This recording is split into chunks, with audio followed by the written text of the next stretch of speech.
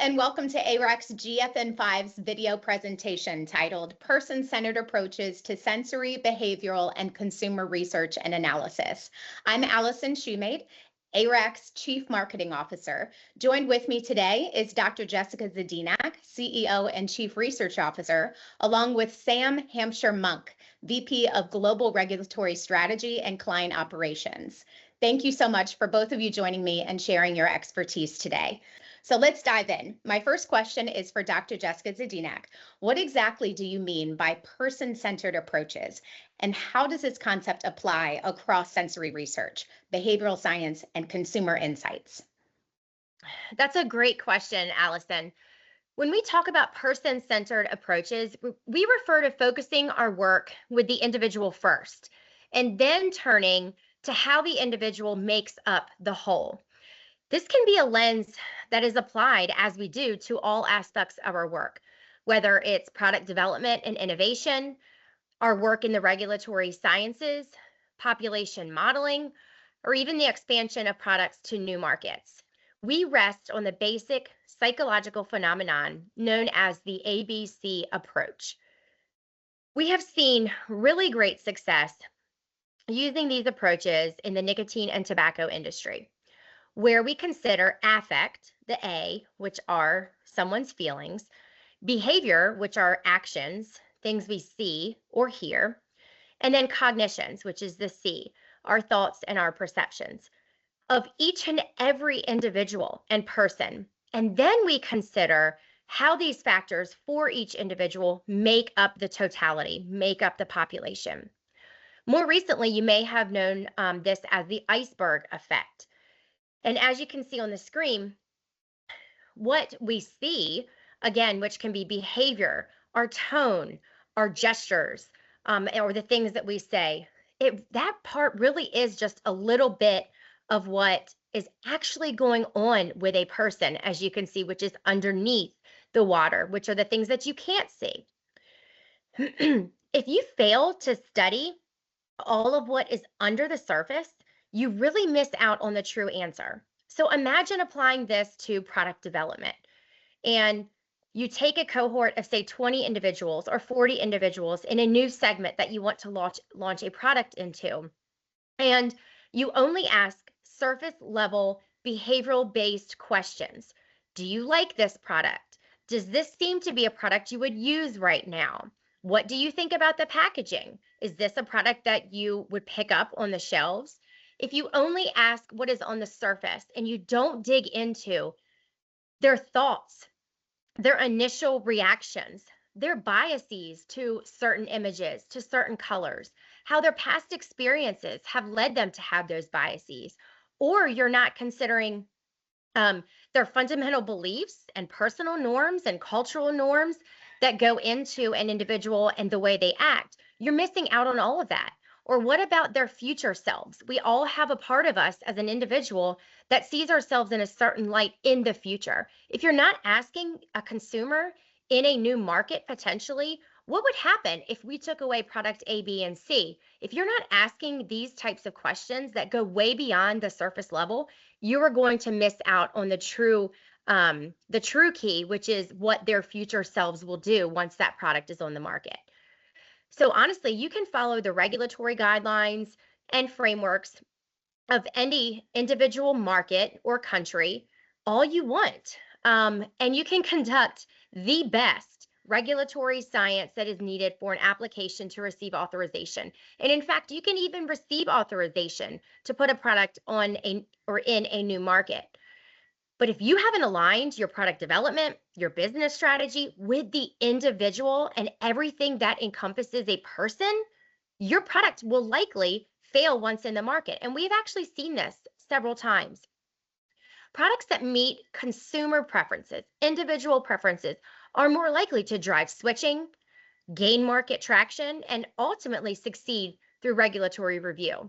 And as I mentioned, we've seen this firsthand. Products that are informed by sensory and behavioral science, they not only meet FDA expectations, they exceed consumer expectations because we focus at the individual level.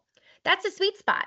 That's where we've helped businesses succeed. And in today's environment, the ability to effectively strategize, innovate, and comply, it's not optional, and it's what defines success.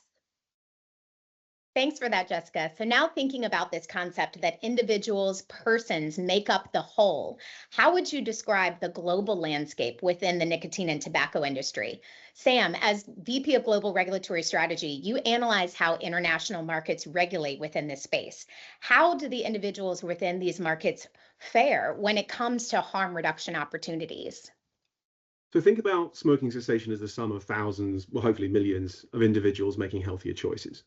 These choices are predicated on lots of different factors: what people know or believe about the products they use and their risks, price mechanisms, regulatory controls, peer and environmental influences. And everyone's unique, so what works for some won't necessarily work for others. Safer alternatives add additional options. That's why we see more smoking cessation as the demand for example, e-cigarettes increases. There's a group that, for whatever reason, was left behind by the traditional tobacco control policies, but with the right alternatives is now able to stop smoking. But again, it's not only about the alternative products and their features, it's also about what the consumer knows about them. And that's largely a response to messaging that they receive, both explicitly from public health agencies, but also implicitly from policymakers. Take the US, for example. On the one hand, we have the FDA approving at least some reduced risk products, concluding after extensive scientific review that their marketing is appropriate for the protection of public health. But federal law prevents the manufacturers from making health relevant claims about them, even when their marketing authorization was predicated on verifiable evidence. At the same time, we've got some states and localities bringing in new regulations, taxing and restricting the sale of safer products, while the status quo for cigarettes remains largely unchanged. And overwhelmingly, the US public health messaging on reduced risk products emphasizes risk. That's an attempt to deter youth experimentation. But no wonder the majority of smokers are confused about safer nicotine. The truism that there are no safe tobacco products masks the salient reality that some are much, much safer than others. Telling people that switching isn't quitting fearmongers people into continuing to smoke.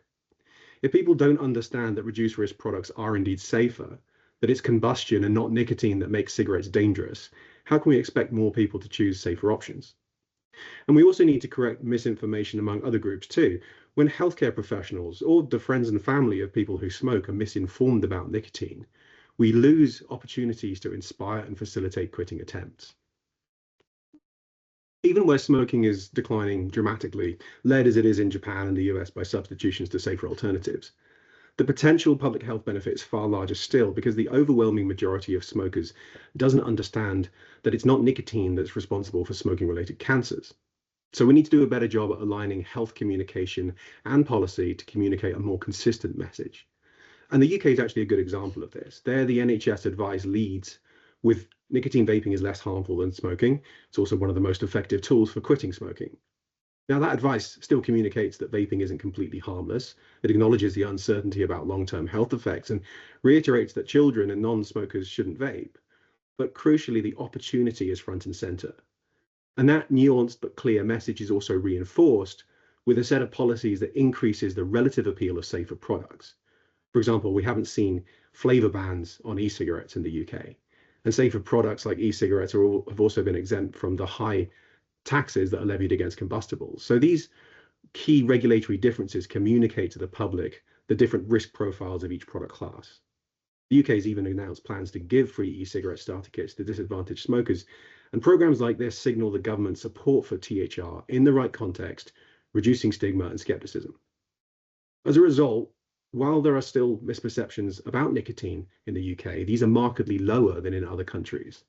So from a global policy perspective, the lesson learned here is that in addition to having THR products available, we need to align medical advice, public health information, and policy messaging to inform product selections that facilitate smoking cessation.